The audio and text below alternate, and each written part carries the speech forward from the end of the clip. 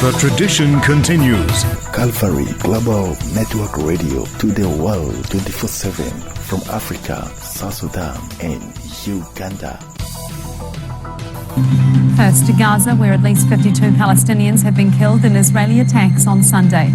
Israeli forces have intensified their ground offensive in Gaza City, where hundreds of thousands of residents continue to shelter.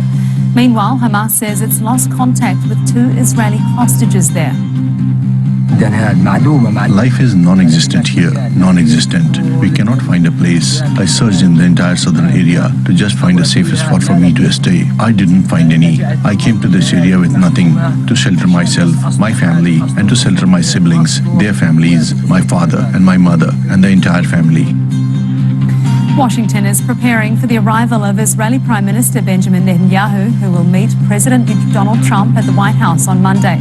The president is pushing a plan to free the hostages and end the war in Gaza. Trump says there's a real chance for greatness in the Middle East. In a social media post, the US president wrote that something special was about to happen. The Israeli military says it has intercepted a missile that was fired from Yemen. Sirens sounded across central Israel after the projectile was launched by Yemen's Houthis. The group has targeted Israel with drones and missiles since late 2023, which it says is in solidarity with Palestinians in Gaza. Moldova's pro-EU party appears to be on track to top polls in a critical parliamentary election overshadowed by Russian interference claims.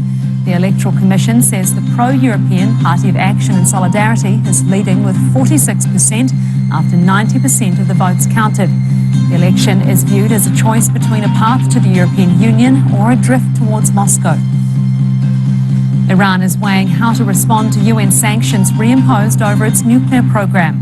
One lawmaker suggested withdrawing from the Nuclear Non-Proliferation Treaty altogether.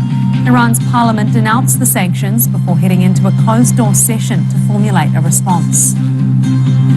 The Taliban has freed a US citizen from an Afghan prison. It comes weeks after they reached an agreement with US envoys on a prisoner exchange as part of an effort to normalise relations. Amir Amiri has been detained in the country since December of last year.